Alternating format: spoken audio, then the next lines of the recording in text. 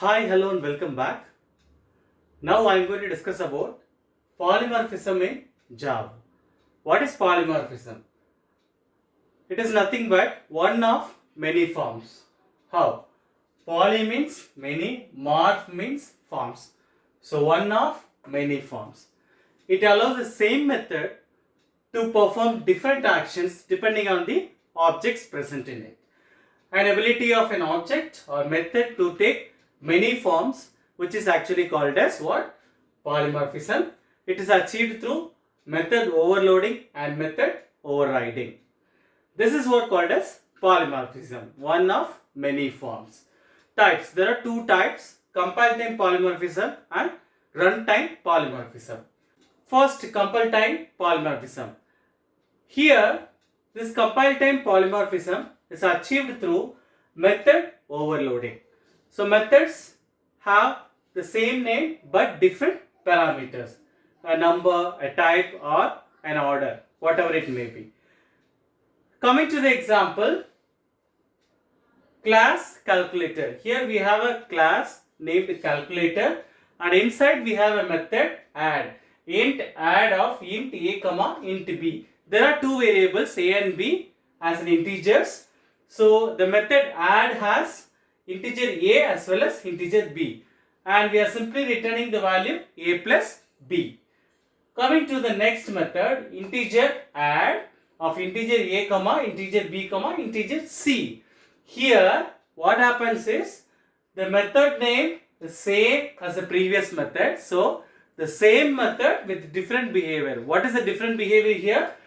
The method first has two integer variables a and b, and now the same method has three integer variables a, b and c, which returns a plus b plus c. So same method with the different parameters here. And in the main function we have calculator, calc is equal to new calculator. We have created an object calc for the class calculator.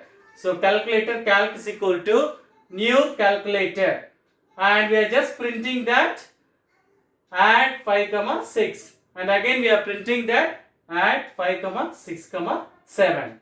So what will be the output? 5 plus 6 11 and 5 plus 6 plus 7 18. This is called as what? Method overloading. Overloading the same method with different arguments or parameters. And this is an example of compile time polymorphism. Comes to the next example, runtime polymorphism. So the second type, runtime polymorphism. What is runtime polymorphism? Runtime, dynamically. We'll see how. Consider the different animals. Every animal has a sound, but each animal makes a different sound. Coming to the example, class animal, and inside we have a method sound, word sound. We are just printing animal makes sound. Now the next class dog extends animal. This class extends the animal class, and the same method void sound we are printing dog barks. Coming to the next class cat, class cat extends animal.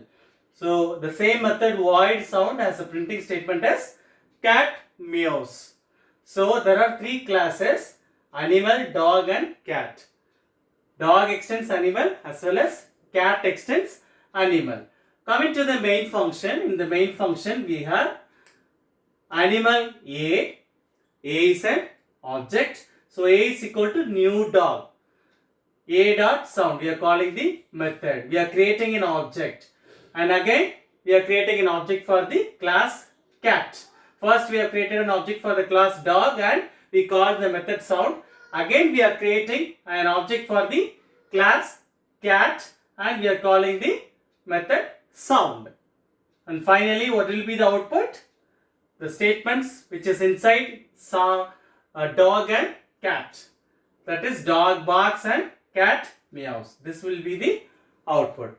This is the best example of demonstrating the runtime polymorphism, and this behavior is also called as method overriding. Compile time polymorphism achieves through method overloading, whereas runtime polymorphism achieves through method overriding. And this is the example what we see. Coming to the benefits of using polymorphism. Benefits like code reusability as like inheritance, and code is more flexible, easily maintainable, and it supports dynamic method dispatch. Dynamic method dispatch. What is dynamic method dispatch? When the method is required, then at the time of execution it will be called, and it reduces the code duplication. There is a real-time example we have mentioned here. What is a real-time example of polymorphism? A simple example. Everyone will be making use of a remote control in your homes. Remote control can be used for various devices like televisions, air conditioner, music systems, etc. etc. So, this remote control is the best example of demonstrating this polymorphism, such as one interface, that is a remote control, one interface with the different behaviors. See, for example, a power button in the remote control. A power button in the remote control performs different actions based on the object, whether it is a TV or air conditioner or a music system, etc. This is what the real-time example which I am going to tell you today, a remote control, a best example for polymorphism. This is what polymorphism in Java. Thanks for watching.